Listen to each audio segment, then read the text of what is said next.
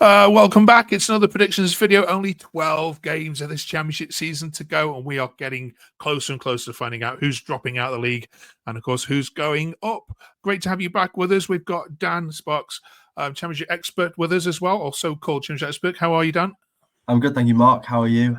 Yeah, we're doing Barclays era, old man school versus what the youngsters know. So let's see. The current standings, Dan, is what? I think I was 3 points ahead, but potentially a little bit controversial.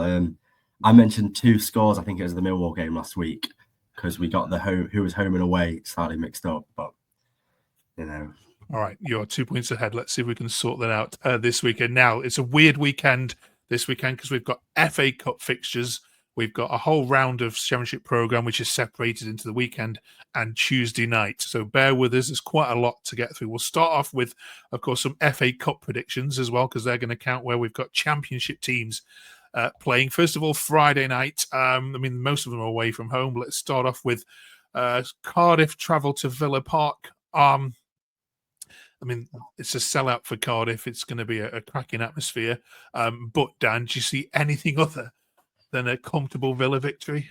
It's the FA Cup, isn't it? So you'd like to say it could go either way.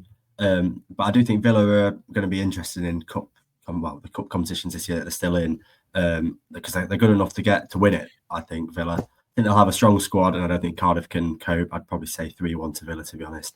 Right, we're going to go 4-0. Sorry, Cardiff fans. Man City, the only trophy which they can possibly win now, realistically, is the FA Cup, which is madness, isn't it? To say they take on Plymouth, whose reward for knocking out Liverpool in the last round is, of course, a trip to the Etihad with Milan Music taking on Pep Guardiola. Well, if Villa's fixtures is easy to predict, sorry, Plymouth fans, I think this one's going to go one way as well. Yeah, I agree. I think Plymouth fans were quite happy with getting Man City away, though, to be honest. I saw them all asking for Man United, so it's pretty much the second best you can get, isn't it? I think they'll be disappointed. I'm sure they're all happy anyway with how they've done. The wins against Brentford and Liverpool are what fans dream of, but I can't see them getting anything against City, especially this is their only cup competition left and chance at silverware. I think they'll just get blown away. Comfortable 4-0, I'd say, to City. Yeah. When Crystal Palace were playing in the last round, they were watching who they were drawn on live on TV. You may have seen the videos, and they were cheering in the terraces as they drew Millwall. This is going to be a tasty one. This one, especially in the stands. Give Millwall a squeak here, Dan? I don't think so. I remember seeing when Essie went to Crystal Palace. I think that just shows the levels between the clubs now. Unfortunately for Millwall fans. Palace have just signed arguably your best player, and I think that just shows the difference between the clubs. I think I'd probably go for a 2-0 Palace win here. I can't really see Millwall getting much more than that. Yeah, sorry, we said City 5, Plymouth 0 on the previous one. Yeah, unfortunately, it might go to extra time. It could, because they're pretty resolute, but I can see Palace going through. We're going to go 2-0. And Esse's not cup tied either, which is mad. So he can play against his former side, so you know exactly what's going to happen. He probably will, won't he? That's right, yeah. The last game in the FA Cup round that features a championship side is an all-championship clash, the only all-championship clash, which sees a rematch of a game which ended in controversial circumstances, needless to say, 0-0 draw 2 weeks ago with Preston. Preston take on Burnley. It might be advised to sit Hannibal and Osmajevic out on the benches for this one, Dan. But in terms of the result, Preston have a chance? I don't think so. I think the Preston have already got their result against Burnley so far this season. I think that is a bit of a one-off. Preston were great. Preston have been great so far this season. But I think maybe my predictions comes from the fact that Burnley won 4-0 against Wednesday last week. And I was very impressed. Burnley scoring 4 goals. Who would have thought that? Mox Edwards in there as well. I thought they looked so good. Creativity-wise, there's no doubts. So I'm going to go 2-0 Burnley in this. I'm going to say it's 0-0 again, and Preston to go through on extra time or penalties, because just think mentality, Burnley might just have an eye on the league here. FA Cup run's good, but Preston have got nothing to play for, have they? They're definitely safe. They're not going down. Squeak of the playoffs, maybe. So, yeah, and they are good at home. They've only lost once since Heckingbottom took over, which was at Bristol City back in November. Right, there are the 4 other FA Cup ties, but of course we're only Championship, so those are the only ties affecting Championship clubs. So now we head into the actual Championship games for this weekend, and we'll start probably with a game which Luton Town have to win, and that is of course against Portsmouth, 3:00 on Saturday. What's gone wrong for you with Luton, Dan, this season? A double relegation doesn't happen often in football, but they're not that bad, are they? I think personally the issue for Luton is that midfield. The loss of Ross Barkley. I look at Luton's side, and I think they've got decent individuals in terms of their attacking quality. I mean, I know Adebayo is having a bit of a stinker of a season so far, especially compared to what he was like in the Premier League. But even so, Adebayo, Carlton Morris, they're decent strikers. I also think like McGuinness at the back is good. They've got decent players, but I just who is it in Luton's midfield? There's no strength. There's not really a playmaker. I don't think the Camber's been good enough. Obviously, they lost Kraus in January. That's like even more disappointment. I think it's the midfield that is the problem. Yeah, I watched that Plymouth game midweek, and 2 bad sides, and I just thought Luton might kick on from that, but. Yeah, I do adore your work from Pompey. On a roll as well. 3 wins, 3 wins out of 3. So we're going to put this one as a 1-1 for us, Dan. Well, you might be interested to hear I have gone 2-1 to Luton. I think this maybe comes from their performance against the Blades last when we went to Kenilworth Road. They were just so physical and just tricky to play against. That's what Luton need to be. I mean, they've shown so far they are not they're not good enough. So just make it a battle, make it a difficult place to go, which it hasn't been, which it was in the Premier League, and it was when they went up. I also saw that Rob Atkinson went off injured for Portsmouth, midweek, and the player that replaced him was Regan Poole, who is very small. So I'm just going to go for a 2-1 win to Luton because I think they're going to be too physical for Portsmouth to deal with. All right. Next up, then, Friday night sees Sheffield Wednesday back on our screens again on Friday night, this time taking on Sunderland. Tough run of fixtures at the moment for Wednesday, but Sunderland, people are saying, well, out of the playoff, out of the automatic chances now. Dan, do you agree with that from a Sunderland perspective? Fortunately, as a Blades fan, yes. I do think you're out of it. I think there's 8 points in it now between us and Sunderland. So yeah, I mean, I think we've got a game in hand as well. It is Leeds, but I think that's them finished. I've written down that Wednesday are without a win in 4 in the last 4 league games at home. Sunderland obviously had 2 losses on the balance, but I do think they'll kick on. I think it's all just about the playoffs now for them. They do have the individuals. I think in the playoffs they've got a chance, but I've gone 3-1 to Sunderland in this. Yeah. This week. Patterson needs a good game as well, doesn't he? Given his recent calamities, and so Beadle himself hasn't performed in the last couple of games either. So, what do we go with here? Oh, feels like a goal fest. This. Let's go 2-3 Sunderland favour. Yeah, I think we'll go with that one. Oxford, when they went to Coventry, and the the opening day of the season, or the opening day for them in their home ground, of course. They gave Coventry a really good game. We're unlucky to come away without any points from that. But they sit well above the drop for now, but they are on a rotten run of form. Do you see Oxford as safe?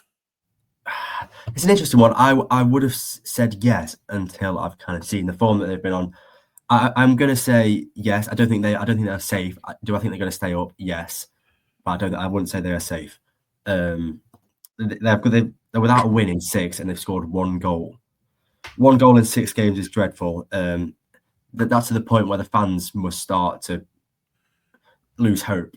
When you turn up to 6 games in a row and you only get to see 1 goal for your club, really disappointing. In terms of form, this is probably the biggest difference between the 2 sides. Form-wise, the banker of the weekend is a Coventry win, isn't it? I've gone 2-0 to Coventry, 7 wins in the last 8. I think this should be comfortable. Excuse me, yeah. 8 points above the drop with 12 to go. Oxford fans would have taken that the start of the season, wouldn't they?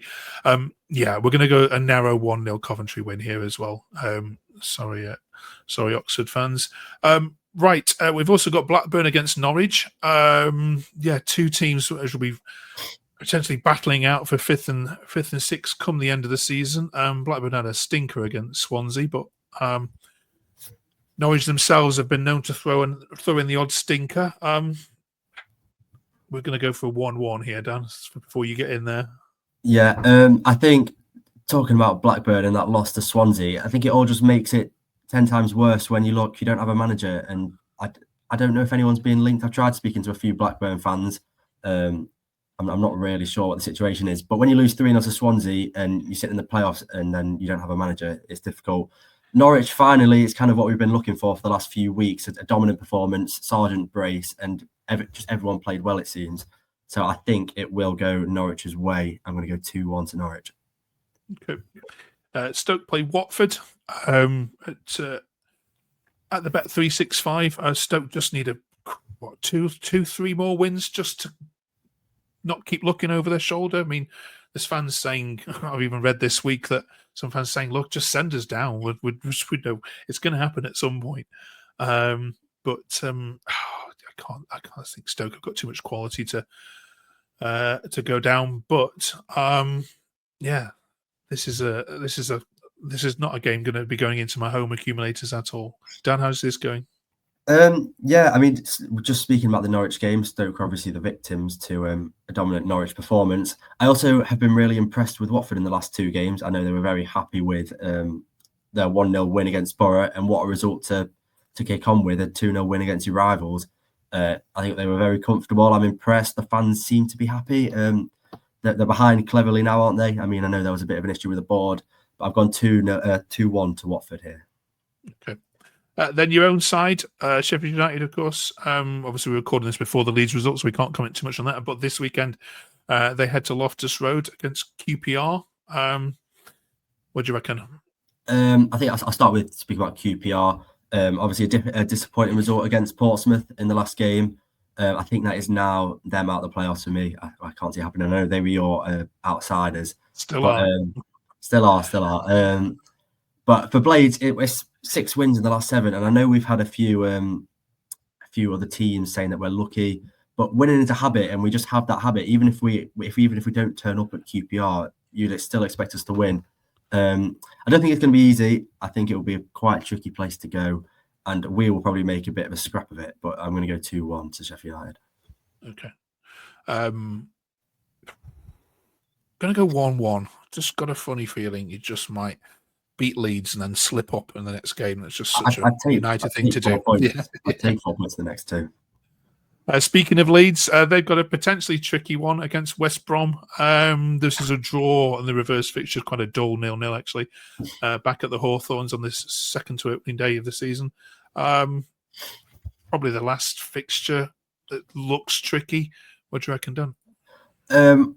I agree with you to an extent, but I think obviously West Brom had a great performance against Oxford in the last game, but there is a difference between playing Oxford at home and being away at Ellen Road. I think potentially the Sheffield United versus Leeds game might have an impact on this, but I do think Leeds will be too strong. I've gone 4-1 to Leeds. I think West Brom have been inconsistent under Mowbray slightly. Even though it's a good performance, there's a big difference between Oxford and Leeds. Okay, we're going 2-0. 2-0 Leeds. Right, that concludes all the games that are scheduled to be on this Saturday. Now, the games that can't be played because of the FA Cup, they're all on the following Tuesday night. So stay with us as we also now trudge back to next Tuesday and see how the biggest game of the whole weekend. And on the Tuesday night will ultimately be this one. Hull City, who can't win at home, against Plymouth Argyle, who can't win away. This is absolutely huge for both sides. And if you're a Plymouth fan, no doubt you're going to have one eye on this game rather than that Etihad game. Dan, this is make or break, isn't it, for Plymouth? I think when I went into this prediction, I kind of more took the Hull perspective. And I think that the fact Hull did pick up a point against Norwich in the last home game and then have since kicked on and got a win away against Sunderland, I think they're the ones in form. I mean, obviously Plymouth had that nice few games winning, but they're now without a win in 3. And I do think if I just look at these two squads, Hull are stronger. So I'm going to go for 2-0 to Hull. I think they'll finally get that win at home. Okay. We've also got Millwall taking on Bristol City, which looks the most mid-table battle, but both potentially could get into the playoffs. Particularly Millwall are slowly and quietly climbing that table. We're going to go for a 1-0 win here. Dan? To Millwall. Yeah. I think I am Bristol City's kind of biggest critic potentially. I keep every time there's kind of a playoff clash and they're involved, I'd say their squad isn't as good as the other team. They've just proven me wrong against Borough. It seems to be a great result, but obviously Borough have been pretty awful. But I think I see a point in this game. I'm going to go 1-1. Okay. Preston take on Swansea. Who knows whether they appointed a manager by then? But yes, 2 home games in 4 days for Preston. Dan? Obviously, Swansea just beat Blackburn 3-0. It's a great result. Will they build on it? I'm not too sure. Obviously, Preston are a very difficult side to beat. I know they did just lose to Coventry, but before that, their form was pretty good. I like Hecky. I've said that quite a few times now, but I do think that whether Preston will pick up 3 points, I'm not 100% sure. I'm going to go 2-1 to Preston. Okay. We're going to go 1-0 Preston on that one. I don't think we did give our whole prediction either. We're going to say 3-0 Hull before as well. Cardiff take on Burnley on Tuesday night, of course, as well. Every home game for Cardiff is going to be massive now, but I'm not sure they're going to be able to do much here. Dan? Yeah, Cardiff without a win in the last 4 in the league, 5 if you include the cup game. But it's Burnley, isn't it? I think I've just touched on how they scored 4 goals against Wednesday in the last game. I think it'll be too much. I'd probably just say 2-0 to Burnley in this game. Yeah, I think we agree. 1-0. We'll go 1-0 Burnley though. We did miss one, sorry, from the Saturday ones, which is a huge one. Just because so much on the line. Middlesbrough take on Derby County, the 2 most out of form teams of the league. Meeting at Borough. I mean, I shudder to think what the atmosphere would be like if Derby were to score first here at the Riverside, with all the love lost between the 2 sides as well, with Gibson and Mel Morris and all of that went on last time that Derby were in, and the threat of potentially suing them as well. Dan, Derby beat Borough at Pride Park at the start of the season, and probably what was a shock result. But do you see them doing a double over them? I don't think so. Borough, well, when I looked at Borough's form, they've won 1 in the last 8, and they've won 1 in the last 9 if you include the cup game. And then you move over to Derby, and somehow it gets even worse. They've got 1 win in 13 and no win in the last 11 league games I'm talking about. But I think the only hope with Derby is, can they build with Eustace? I mean, they got quite unfortunate in the last game, only lost 1-0, didn't they? But I do think Borough will get something here. I've gone 3-1. Okay. We're going. Oh, what should we go with? I feel like it's going to have to do. They're going to have. Yeah, they can't keep losing Borough, can they? Let's go 1-0 Borough. Just. Right. Wow. Lots of football to crack on with now. In the comments below. Last week you were great. Thank you, Lee, in particular, for shouting out the West Brom result. Wasn't quite spot on that, Lee, but we'll give you a shout out anyway. If you can let us know, make your predictions, especially for these championship games. If you're spot on and can beat us, then we'll definitely give you a shout out, of course, next week as well. I can even invite you on and take on the prodigy, which is Dan, and we need our Barclays team to come up on the railings here. So fingers crossed for that.